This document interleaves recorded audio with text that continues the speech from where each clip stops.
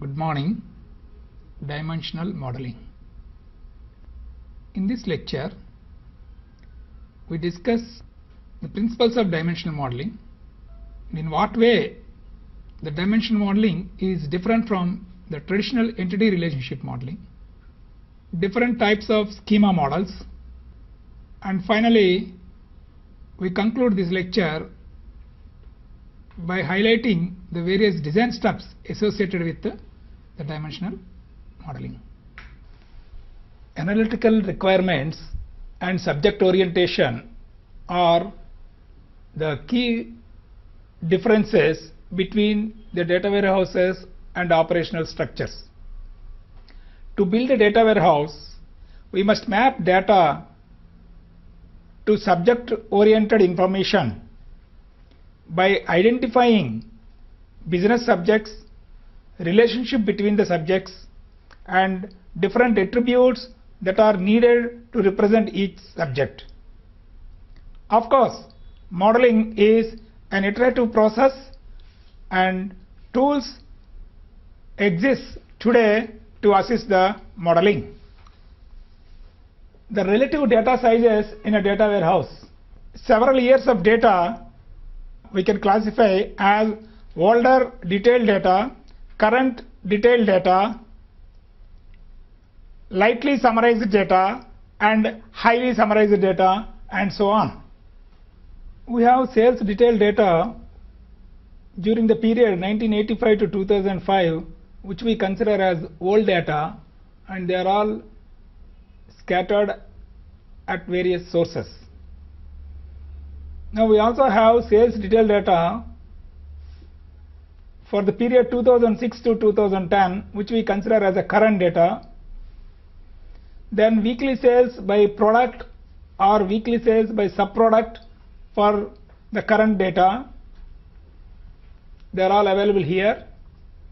And finally, monthly sales by product for 2006 to 2010 are available here.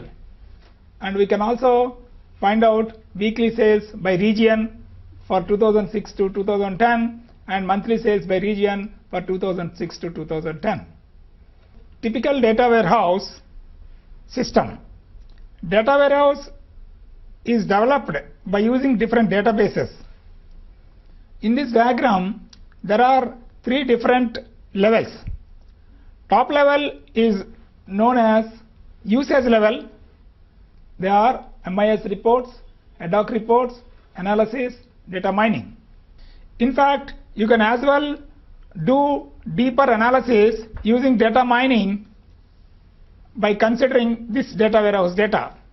Bottom layer consists of different data sources, which we can as well denote as databases. Data in a data warehouse is either derived or selected from these data sources. Data sources are heterogeneous in nature. Middle level is called a data warehouse. The important issue is how do we organize the data in a data warehouse? Or in other words, how do we model the data in a data warehouse is the topic that we are going to discuss in this lecture. Let us quickly recap what we have discussed earlier. As per the architecture of the data warehouse, we have different sources which are of heterogeneous in nature, and the data from all these sources are extracted into the staging area where we clean and we transform, we validate the data, and also we may summarize, or we may aggregate, or we may populate the data marts, and ultimately the dimensional data and fact data are loaded into the data warehouse. So this is our data warehouse.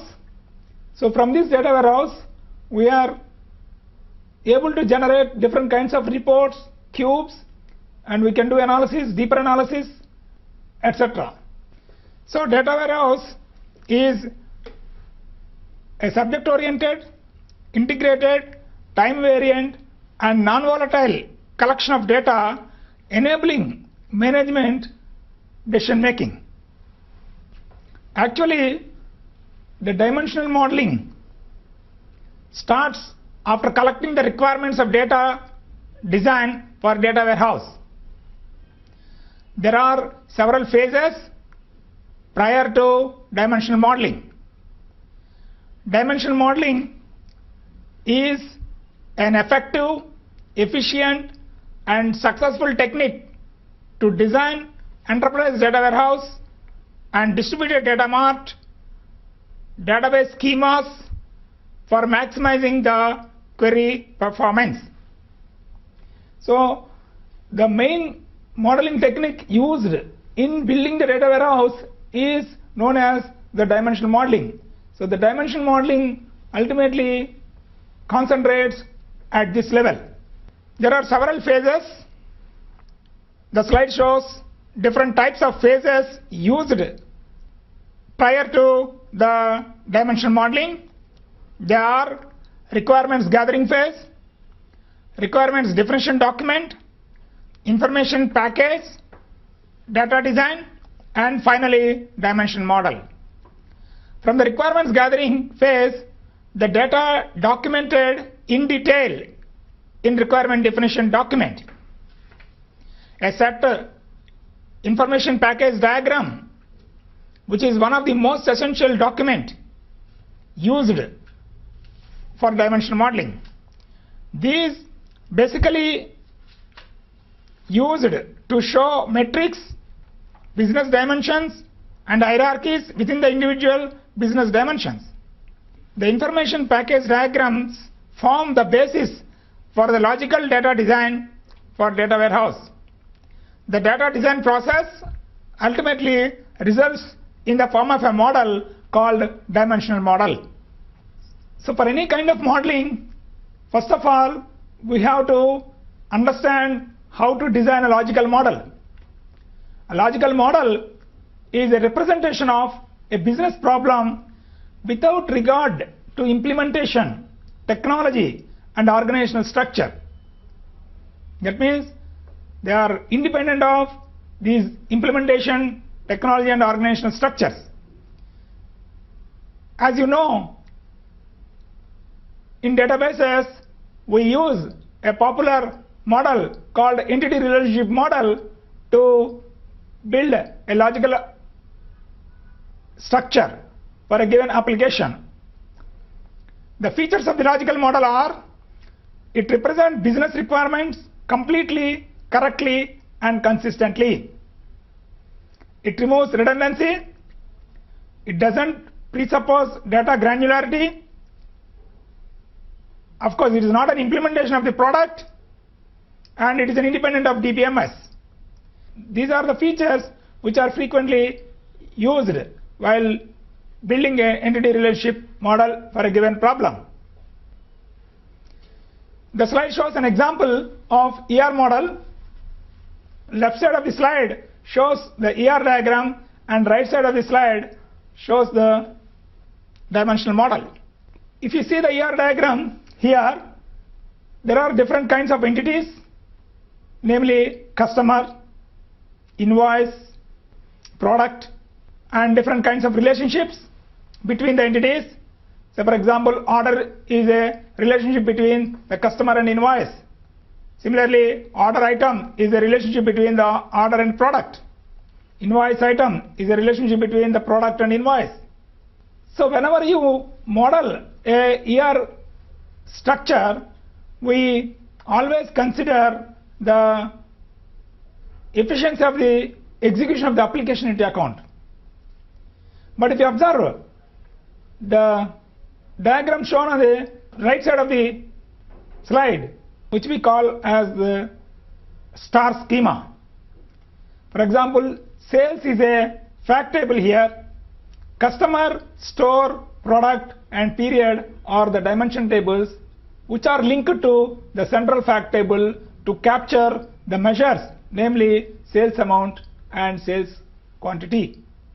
So in the dimensional modeling, this type of diagram is known as star schema. Whenever you convert the logical model into a physical model,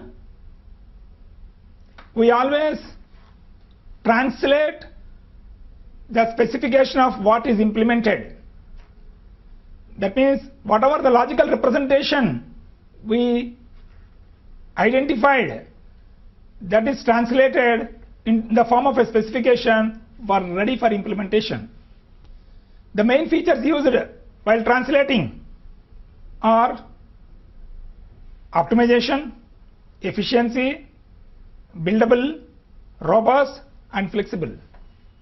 For example, here how customer is represented, how product is represented, how delivery item is represented, how customer chargeable are represented. They are all represented by taking the different types of data types that are required along with the field description, field name, type, constraints, etc. So that means you are translating the logical model into a physical model in such a way that it is efficient, optimized and readily buildable, robust and flexible in nature. Now coming to the dimensional modeling, the process of building a dimensional model is termed as dimensional modeling. Dimensional modeling is a form of analytical design in which data is pre-classified as a fact or dimension. Such a representation improves the performance by matching the data structure to the queries. That is to say, from the analytical design or physical model in which data is pre-classified as a fact or dimension. Why are you doing this? The purpose of modeling this is to improve the performance by matching the data structure to the queries. For example, the type of queries the user generally poses is shown on the slide. Give the current period's total sales volume and revenue based on either product or by business unit and package or combination of all the three. So to optimize such kind of queries, we are identifying a suitable data structure in order to improve the performance of the query. Logical data modeling is the first step towards building a data warehouse. Dimensional modeling is a logical modeling design technique often used for data warehouses. It is a logical design technique to structure the business dimensions and metrics that are analyzed along these dimensions. We can also consider dimensional modeling as a technique for designing databases around measurable business processes. That means here the data is organized around business processes rather than the business entities. In databases, we design databases by considering business entities into account. But in data warehousing, we consider business processes into account to identify the business metrics. Dimensional modeling is a data modeling approach that stresses ease of use and performance. For any design process, requirement specification is important. What are the expectations from the data warehouse? How much user is interested to perform analysis is the key objective considered in dimensional modeling. Based on the requirements, how best we can model the data in data warehouse is driven by data modeling in such a way that query performance is optimized. That is to say, it is an approach of choice for most data warehouse teams when designing for end user access. Dimensional modeling is proved to provide high performance for queries and analysis. In view of these reasons, dimensional modeling is a basic building block in designing a data warehouse. The slide shows what is the foundation of OLTP systems for modeling. ER diagram is shown on the slide. Basically, ER diagram identifies the entity or entity classes, the attributes of each entity, key for each entity, and the different kinds of relationships and the cardinalities. The cardinalities can be either one-to-one or one-to-many or many-to-many. Different entities are connected through relationships. Another aspect is cardinality, how each entity is associated with another entity. Metadata is also used here while designing a OLTP system. We now discuss in what way dimensional modeling is different from entity relationship modeling. Entity relationship modeling focuses on discrete business entities, their attributes, and their relationships. Sound ER modeling technique leads to normalized data models, and normalized database design minimizes update anomalies. So that is to say, we always design database schema using the concept of ER modeling and normalization process. So normalization process helps in removing the anomalies and controlling the redundancy. In ER modeling, there is no explicit allowance for time. This is one of the drawbacks. And this is one of the major influencing requirements for building a data warehouse. As you know, ER modeling is commonly used in the design of relational databases, where a database schema consists of set of entities and relationship between the entities. Such a data model is appropriate for OLTP systems. However, a data warehouse requires a concise, subject-oriented schema that facilitates online data analysis. Design of models for data warehouses are different from entity relationship model. In data warehouse, most popular models are star schema, snowflake schema, or fact constellation schema. We now look at each of these schema types with examples. In ER modeling, as I mentioned earlier, there is no explicit allowance for time. So with the dimensional models, the main focus is on business processes and the entities that define the business processes. Dimensional databases are usually denormalized and intended for read-only access. Dimensional models are time-oriented. The slide shows the basic differences between the ER model and the dimensional model. ER model is optimized for performing DML operations like insert, update, and delete, whereas dimensional model is optimized for querying by the users. In ER model, we can have more tables, less number of indexes, and more joins. But in the dimensional model, there will be less tables, more indexes, and less joins.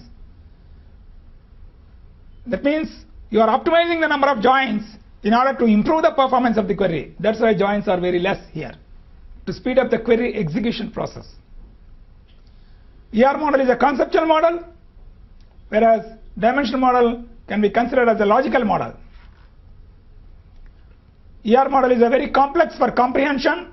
That means it is very difficult to understand the problem and then construct the model, whereas dimensional model is very easy to understand. In the case of ER model, it is not easy to incorporate changes in the design, but that means flexibility is not very good in the case of ER model for changes in the design. But in the case of dimensional model, we can accommodate changes in the design. That means flexibility is very good in the dimensional model. ER model is a normalized in nature, in the sense that whenever you convert the ER model into a relational model by using normalization process, we remove the redundancy and overcome the anomalies. Tables are broken into many small tables, so which is the decomposition process. In normalization, we widely use the decomposition process to overcome the redundancy and anomalies. But in the case of dimensional model, they are highly denormalized. Many small tables are combined together. That means you are grouping the tables into a single larger table, which introduces the redundancy. That is why it is a denormalized in nature. ER model is used for online transaction processing systems, whereas dimension model is used for online data analysis, which we popularly call as OLAP, online analytical processing. There are no standard methods exist to handle changes in the entities, but whereas in the dimensional model there are some prescribed methods exist to handle changes in dimensions. We now look at in detail about the dimensional modeling principles. So what is a dimension? As I mentioned earlier, dimension modeling is an approach to identify and design appropriate data structure based on the user and business needs. Dimensional model consists of two different kinds of elements: facts and measures, and dimensions. What is a dimension? A dimension is a finite domain attribute defining minimum fact granularity. Attribute type generally alphanumeric in nature. Fact table is used to store the measures or business information. Dimension tables determine the contextual background to the facts. The term dimension represents a single category or perspective by which associated facts are interpreted and understood. For example, store is a perspective by which sales are understood.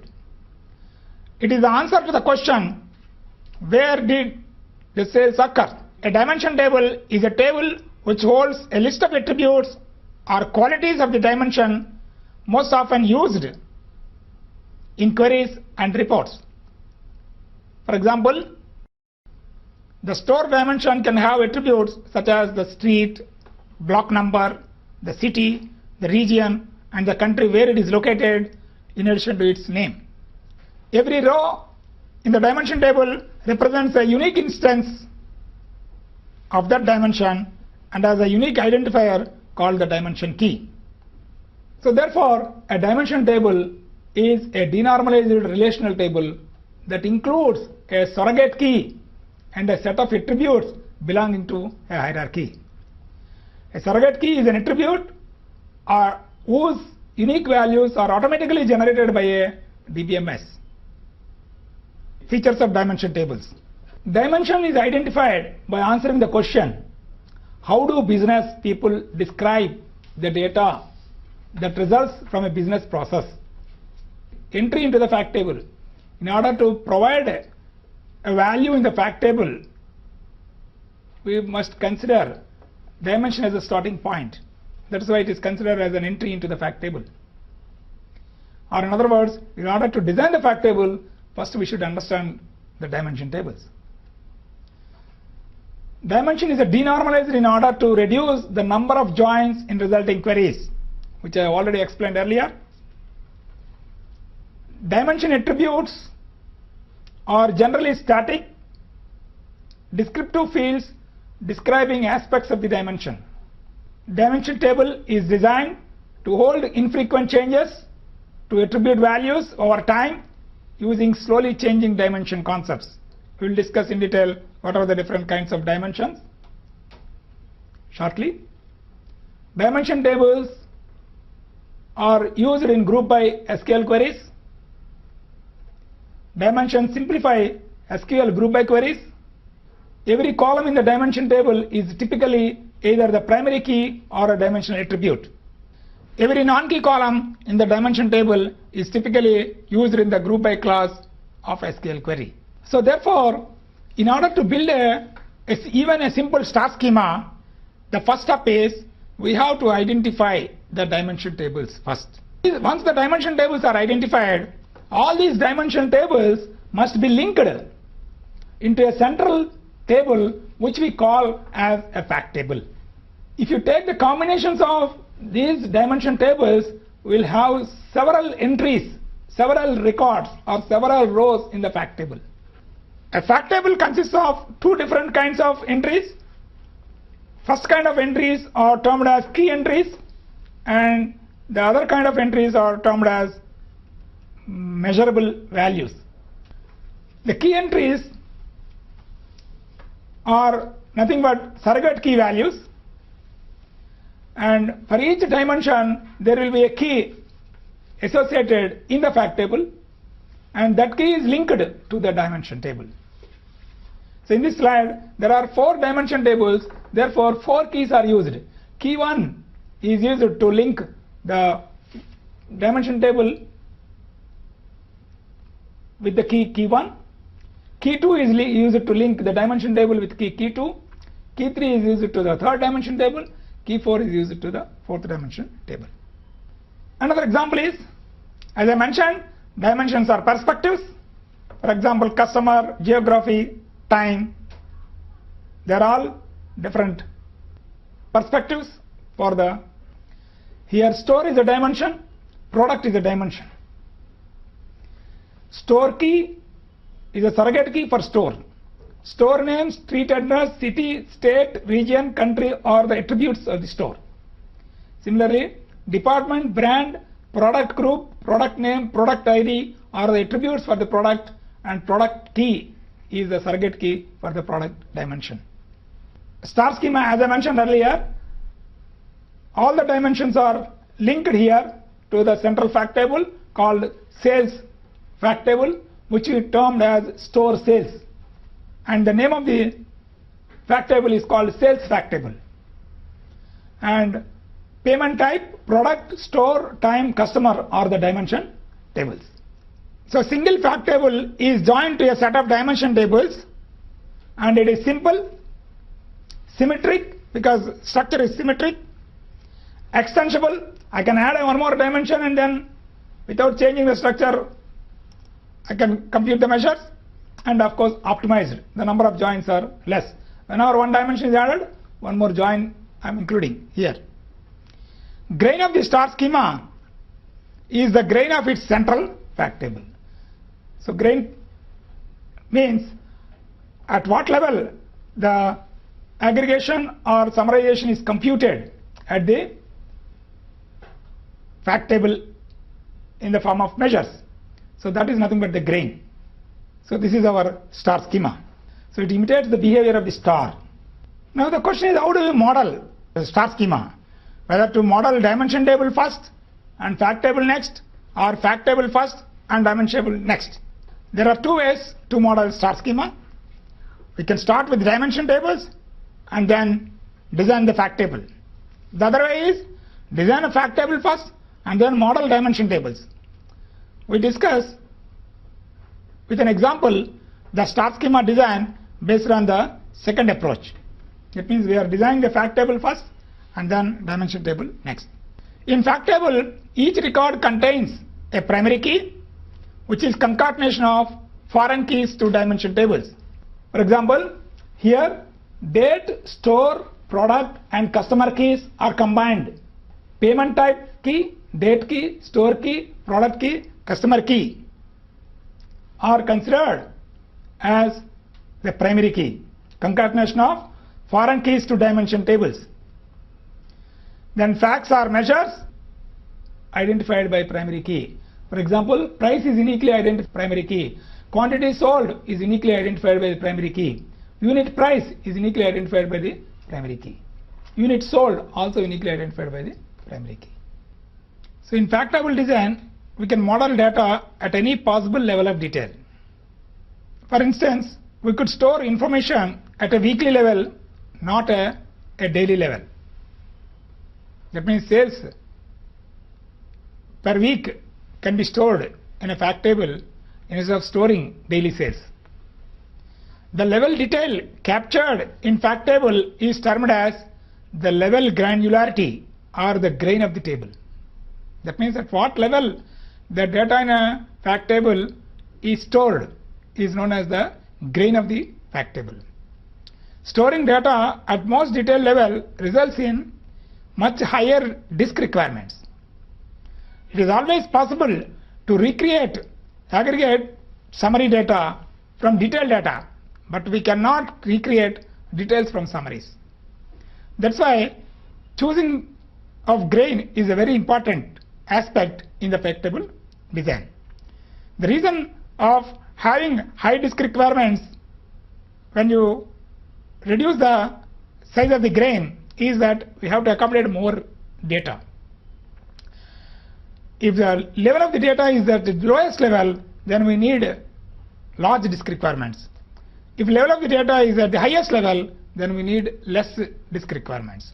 So that's why, in order to provide the better analysis, depending on the business requirements, we need to identify the grain of the fact table. So each record in a fact table contains a primary key. Each fact or measure is uniquely identified by the primary key. The primary key of fact table is made up of concatenation of foreign keys to dimension tables. This is another example of a star. Already explained this earlier. Then coming to the dimension table design, a fact table is useless in the star schema design, in the sense that if you say, what does it mean that we sold 16 units of product key number 14 to customer key 174 on date key, say January 1st, 2010. It means nothing until we can decode these foreign key values. That is the reason why we need dimension tables to convey the meaning associated to each fact. So therefore, dimension table design provides meaning to each fact. It identifies the dimension elements, and the key feature used in the dimension table design is denormalization. Now let us see what is the difference between normalized and denormalized structures. The figure shown on the slide provides two different kinds of diagrams. The first diagram is called a normalized diagram, and the other one is known as denormalized diagram. In normalization, we are dividing a larger table into a set of smaller tables. A product is associated with many product lines, okay, and many units. And product line, many flavors may exist for each product flavor, in the sense that a larger table is divided into a set of smaller tables and linked. Whereas in the case of denormalization, all the relationships captured are grouped into a single table, which we call as the product table. That is, all the information regarding each dimension element appears on a single record in the dimension table. When loading dimension tables, we join many source tables together to put the result into one flat denormalized table. Each record in this table fully describes a dimension element. That is to say, we are pre-joining tables together, satisfying query time resource requirements with load time resources. Normalized and denormalized designs are shown in the slide. We now see what are the features of dimension table. Various features of the dimension table are: dimension tables are wide, they are short, the use of surrogate keys, it contains links to corresponding records in source tables, and it contains additional date and active flag fields. What is the meaning of wide? Compared to tables used in the traditional database applications, dimension tables are much wider. That means what? Width-wise, dimension tables are very wide. Here wide means that it has a lot of columns, lot of attributes. Wider columns provide more descriptive information. Wide dimension tables provide more attributes that can be viewed and summarized. That is the reason why dimension tables are very wide. Width-wise, of course, they are very wide, but degree-wise, they are very short. Degree means what? The number of rows in a table, or the cardinality of the table. Dimension tables are in general far shorter than the fact tables. For instance, each product may be sold thousands of times, and thus appear in thousands of fax records. Each appears in only once in dimension record. We can join very easily a short table with a huge table when the relationship between the two is a foreign key based. Hence, short dimension tables are very critical. Hence, the presence of joins, the star schema design uses relatively less number of resources as compared to many joins in other modeling approaches. And the third feature is use of surrogate keys. A key with no independent of business meaning is termed as surrogate key. These are usually just a series of sequential numbers assigned to be the primary key for a table. These are useless for end users and are never queried by the end users. In the case of fact dimension table relationships, surrogate keys are used to provide very efficient relationship between these tables. Creating and working with surrogate keys is more beneficial than using the business keys. Then fourth feature is it contains links to corresponding records in source tables. That means the links are nothing but joins here. Of course, we can also add some more additional fields depending on the type of the dimension. The slide shows different hierarchies in each dimension. For example, in the store dimension, there is a hierarchy associated. There will be several stores in a district, several districts in a region. All regions becomes the total regions. Hierarchical relationship is one of the key feature available in the dimension table design, which is not there in the normal database tables. So the store dimension here has an attribute hierarchy of store to district, again district to region. Product is composed of products, products to brand, brand to manufacturer. Based on the simple model, we can see that the granularity of the data is products sold in stores by day. Sir, I would like to ask, how is data warehouse schema design different from database schema design and what are its advantages?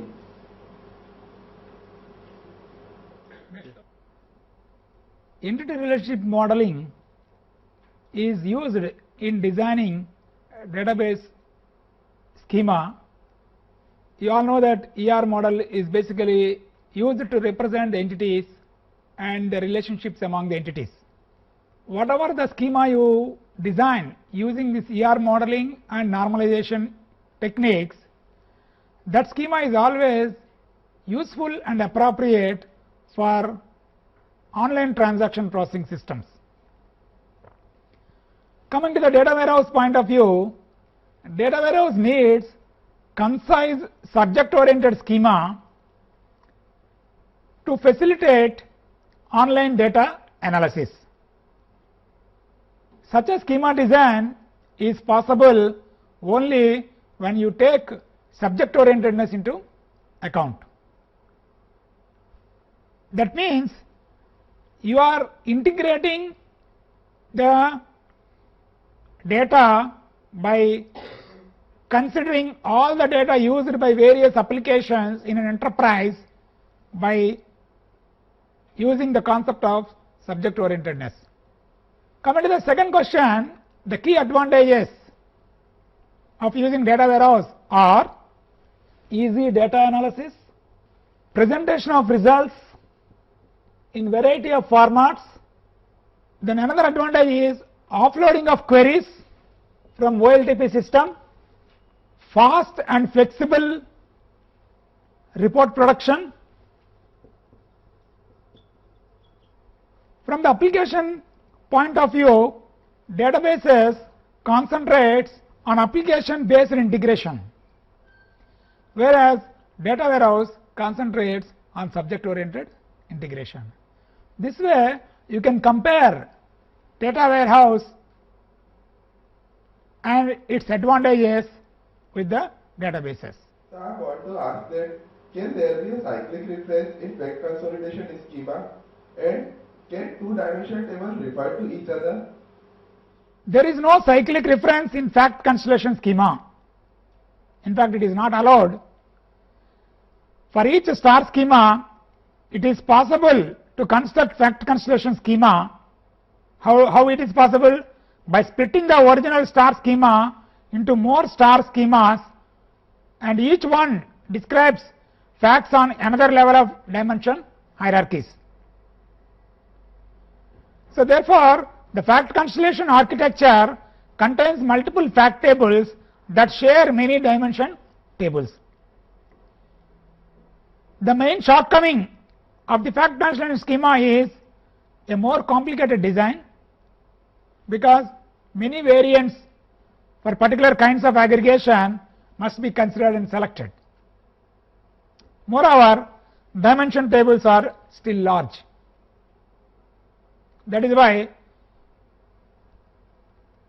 there is no question of arising cyclic reference in fact constellation schema. But however, multiple fact tables can share the same dimensions. To answer our next question, can two-dimensional tables refer to each other? So the answer is no. Two-dimensional tables can never refer to each other. Any reference is always done via the central fact table only. I have a doubt. In fact constellation schema, can two-dimensional tables belonging to the same fact table refer to each other? As per the design of fact constellation schema, two-dimensional tables can be linked into more than one fact table, but dimension table cannot be referred each other. Therefore, two-dimensional tables belonging to the same fact table cannot refer each other. Sir, my question is this: what is the difference between key and measure? The difference between the key and measure. Here key means a surrogate key. The system generated keys are called surrogate keys. Keys are basically used to link the dimension tables together to compute an aggregate value across these combinations of keys. How does Snowflake schema minimize the redundancy? How does Snowflake schema minimize redundancy? As you all know, Snowflake schema is a variation of the star schema, and visually it looks like a snowflake. In this schema, some dimension tables are normalized. Normalized means what? It breaks the data into even more sub-dimension tables. The main aim of normalizing dimension tables is to reduce the redundancies. But of course, this may conserve more space or memory. On the other hand, efficiency in browsing may be lost in the Snowflake design due to the inclusion of more joins needed for the querying process. Therefore, this schema is not so popular as a star schema due to this reason. So performance wise, star schema is much faster than Snowflake schema. Sir, is there any advantage of star and Snowflake over fact constellation model, sir? Is there any advantage of star and Snowflake over fact constellation models? Yes, ease of use, ease of understanding, less number of joins are needed to compute aggregate measures compared to fact constellation schema. That means to say, star schema doesn't require more joins compared to Snowflake schema.